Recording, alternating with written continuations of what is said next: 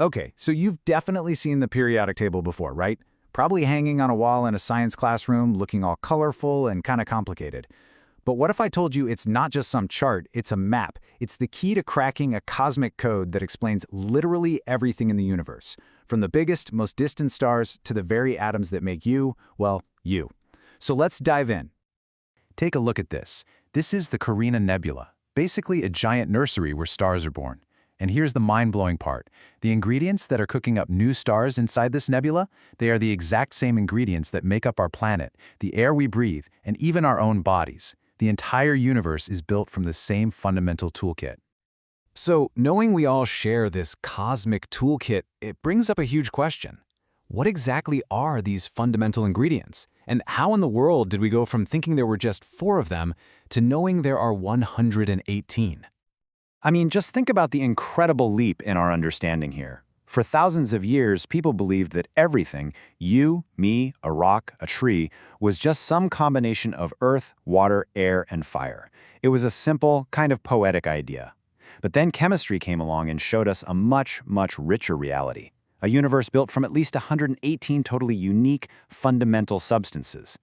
And each of those substances is what we call an element. What does that mean? It means it's the purest stuff you can get. You can't break gold down into anything simpler than, well, gold. These are the absolute fundamental building blocks of our entire reality. And this cosmic toolkit isn't just floating around out in space. It's right here. It's us. Now, the human body uses around 60 different elements, but get this, just 4 of them make up over 96% of our body weight: oxygen, carbon, hydrogen, and nitrogen. When you really get down to it, you are literally organized stardust. How cool is that? But what actually makes oxygen different from carbon or from gold? To figure that out, we have to zoom in. Way in.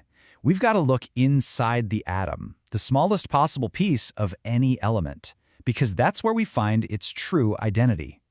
So every atom is built pretty much the same way. You've got the center, the nucleus, which is a little ball of positive protons and neutral neutrons. Then you've got these negative electrons orbiting that nucleus in layers, or shells. But here's the key to everything. The one piece of information that defines an element's identity is the number of protons it has. That's it. That number is everything. And that unique ID is called the atomic number. Hydrogen has 1 proton, so its atomic number is 1. Oxygen has 8 protons. Its atomic number is 8. This number isn't just some label. It's the element's social security number, its fingerprint. It is the single most important thing about it. It's what makes it, it. Okay, so you can imagine, once scientists started identifying all of these unique ingredients, they hit a massive challenge. How do you organize all of this? How do you take this growing list of substances and arrange them in a way that actually makes sense, in a way that might reveal some deeper, underlying pattern? Well, the answer didn't come overnight, not by a long shot. It was this huge team effort that took over 150 years. It started with simple lists. Then, scientists started noticing that some elements seemed to come in little groups of 3 with similar properties. But the really big breakthrough came in 1869 from a guy named Dmitri Mendeliev.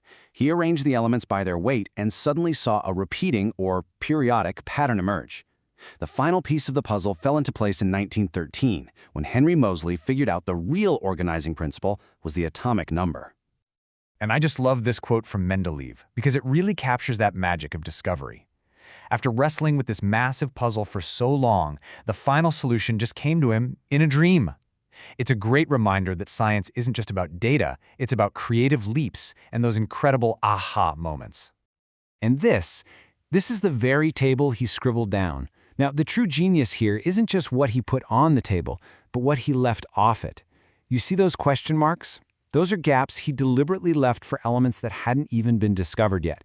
He was so confident in his pattern that he could predict not only that they existed, but what their properties would be. This was absolutely revolutionary. Chemistry was no longer just about describing stuff, it was now about predicting the future.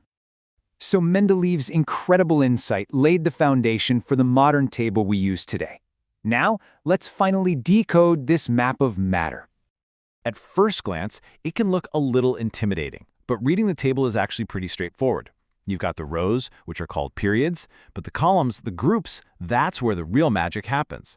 elements in the same group act in very similar ways. Think of them like chemical families, and just like a family, they tend to share certain personality traits. To see just how powerful this is, let's take a look at one of these families. This is group 1, the alkali metals. Now remember, because they all live in the same column, the table predicts that they should all behave in a pretty similar way. So what's their shared family trait? Well, to put it mildly, they are all wildly reactive. So reactive, in fact, that you will never, ever just find a chunk of pure sodium or potassium sitting around in nature. They react instantly and violently with air and water, which is why they have to be stored under oil just to keep them from going off. And this is what wildly reactive looks like. That explosive burst of energy is cesium, one of the alkali metals, doing its thing. It's a shared family trait.